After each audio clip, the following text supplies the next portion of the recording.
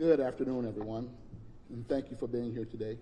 I am joined by Deputy Police Commissioner Brian Nato of the Public Integrity Bureau, and we also have Public Information Officer Thomas Lester from the Attorney General's office and other representatives from that office with us today. We're here to release body-worn camera footage from the police officer-involved shooting. The incident occurred Saturday, February 19th of this year at approximately 3:15 p.m. in the 1800 block of Chilton Street in our Northeast District. Now, before we show you the footage, I want to note that I understand fully the high level of public scrutiny that results from any use of force from our department and law enforcement agencies across the country. The Baltimore Police Department is committed to conducting a thorough investigation into these incidents and promoting transparency, equity, and accountability. Members of the Independent Investigations Division of the Attorney General's Office and the Baltimore Police Department continue to investigate this incident, and at this time, I will turn it over to my Deputy Commissioner Nato to go over the body-worn camera footage.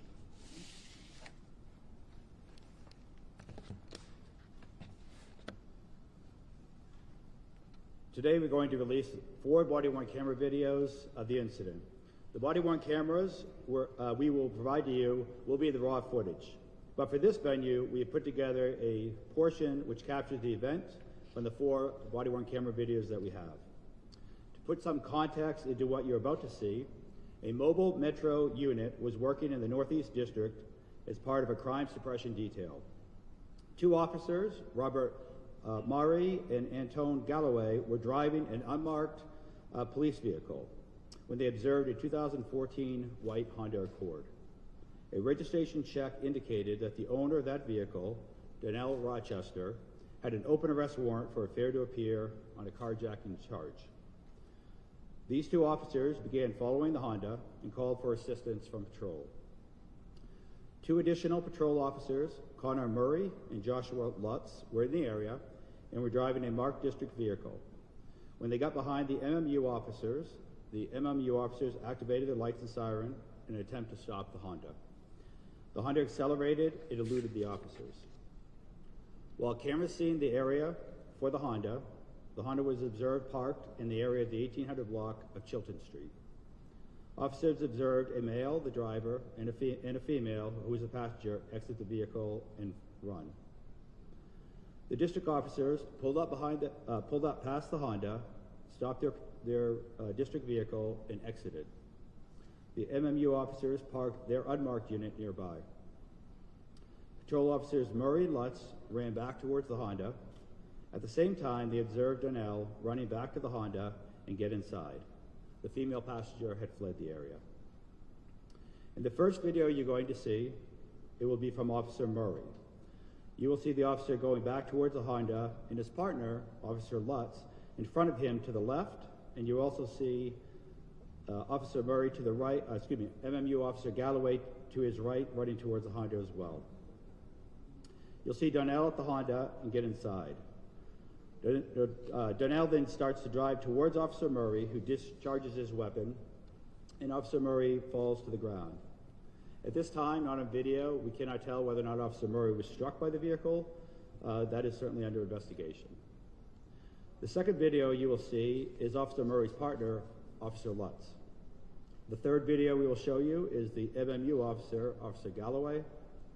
And the last video you will see is MMU Officer Murray. In the last video, you will see the Honda moving down the road and striking another vehicle and coming to a stop. You'll see the driver, Donnell Rochester, exit the vehicle and be taken into custody. Once the officers realize that he's injured, they call for a medic and provide medical care to him. We will be releasing all 4 body-worn camera videos to you today so that you may view all of them. Following our body-worn camera release policy, they have all been given to the U.S. Attorney's Office, the State's Attorney's Office, the Baltimore Office of Equity and Civil Rights, and additionally to the Independent Investigative Division of the Maryland Attorney General's Office. A reminder, there is a 1-minute buffer at the beginning of each raw video that you will receive. Once an officer activates the body-worn camera, the video from 1 minute prior, which was captured, is now recorded. But the audio only starts recording once the body-worn camera has been activated by the officer. Therefore, you will see the video for 1 minute with no audio. In the 4 segments that we're going to show you here, however, you'll notice that it has been reduced as we have cut it out due to the fact it was just inside the vehicle. We'll now show you the 4 videos.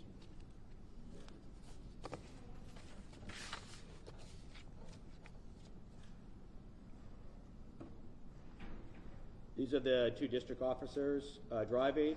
In a moment, they've noticed the vehicle parked down Chilton. They're backing up their district vehicle. They're going to make a right turn onto Chilton. And the vehicle is parked out on the left side of the roadway, which you cannot see on the body-worn camera, but it's parked on the left side of the roadway.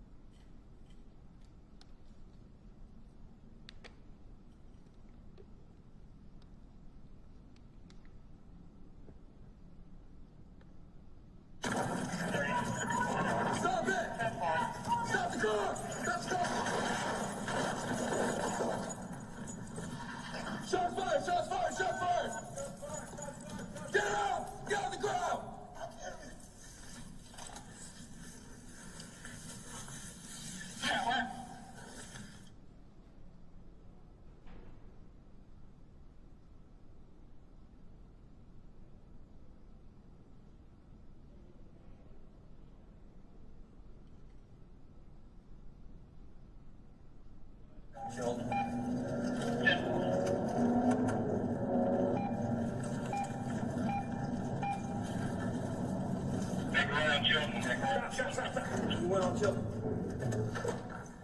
He stepped on Chilton.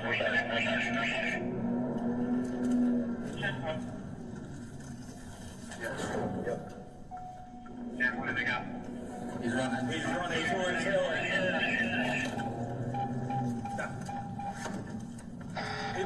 Right there. Head back down, turn on foot. Run for the car.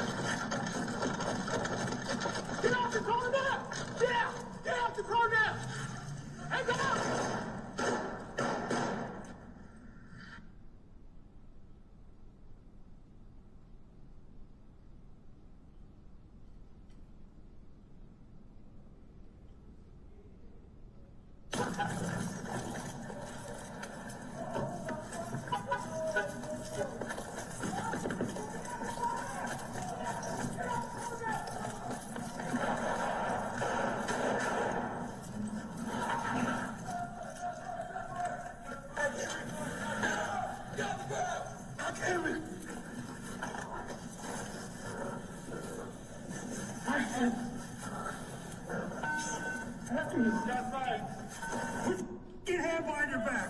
Single back to inside of that. Children Hill. Let me have the air. Start a minute.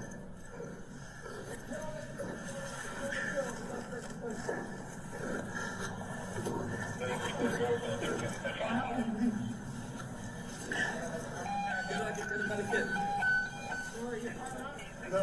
Here, give me. Let me get my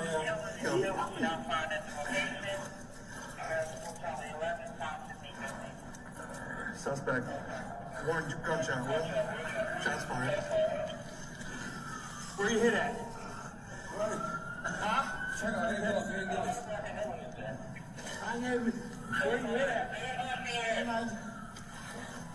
We're at the corner of Chilton and Hillen.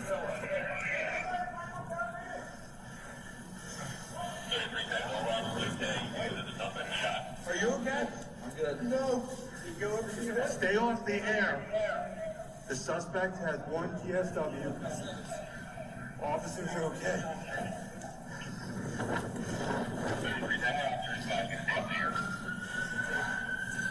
Where you hit at?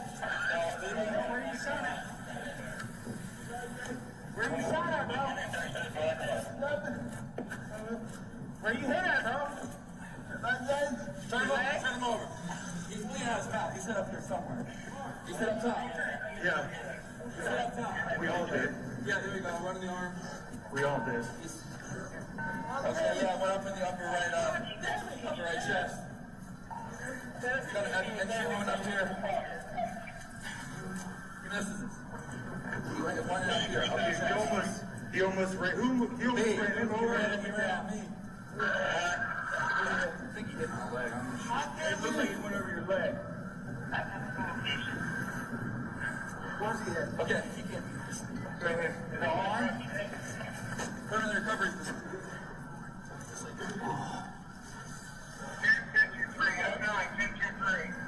Where you at, bud? Just in the arm? Where you at, bud?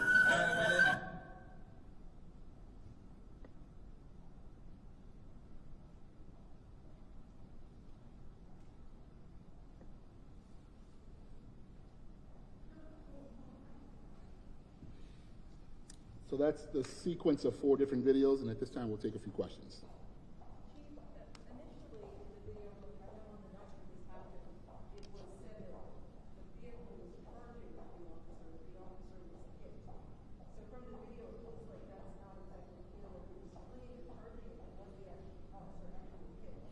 From what we saw that night, we knew for a fact that the vehicle did advance forward and the officer was right there in front of it. We saw him fall to the side. When I addressed the media that night, it was based on what we had seen that night. Because we have not yet interviewed the officer, we're still working. This is a joint investigation between BPD and the State Attorney General's office. Those are more questions that have to be asked and answered, and the investigation will produce what actually happened. But my statement was based on what we thought we saw watching the video that night. Yes. They're on administrative leave pending the outcome of the investigation.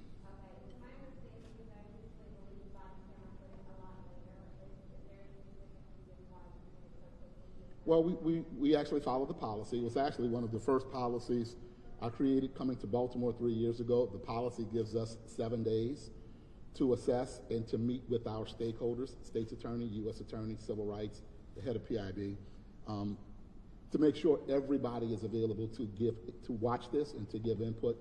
But we followed the policy. It can be earlier than 7 days, but we have 7 days to make a decision.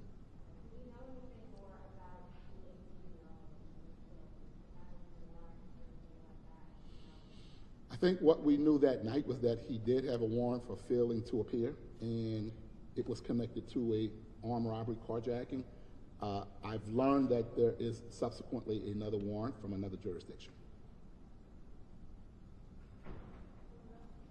Jessica? Can you say again why the vehicle was being followed in the first place? Or was it because The mobile metro unit was assigned to that district, the Northeast District, because of a rash of carjacking cases.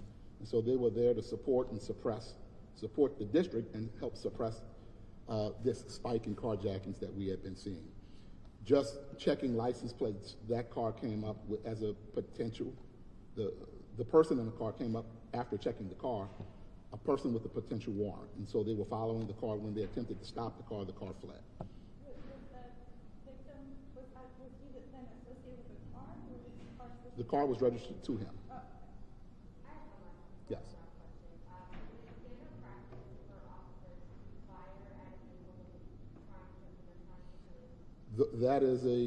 That's a question that the investigation will ask and answer and produce an answer for. We want to make sure the officers are safe in doing what needs to be done and what we asked them to do to protect the residents of Baltimore.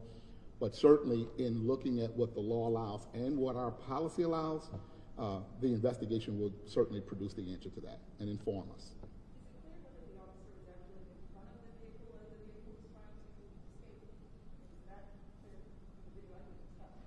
he was in front.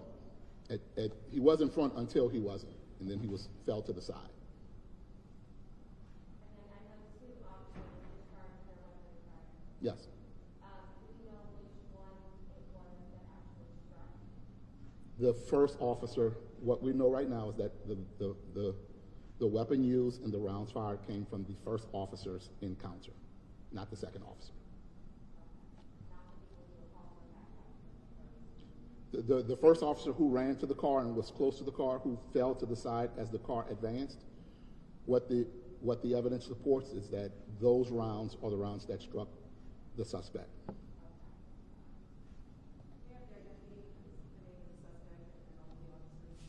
Yes, all that is going to be released. We called all their names as the deputy and I were presenting, but all of that will be given to you also.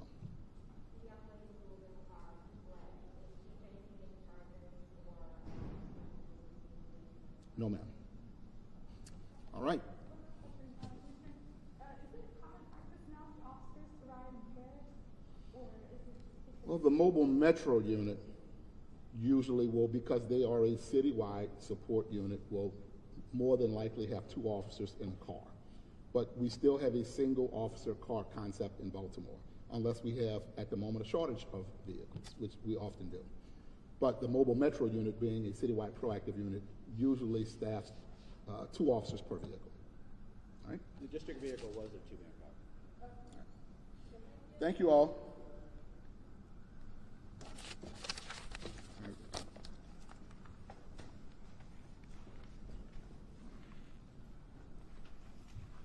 All right, we'll be sending out the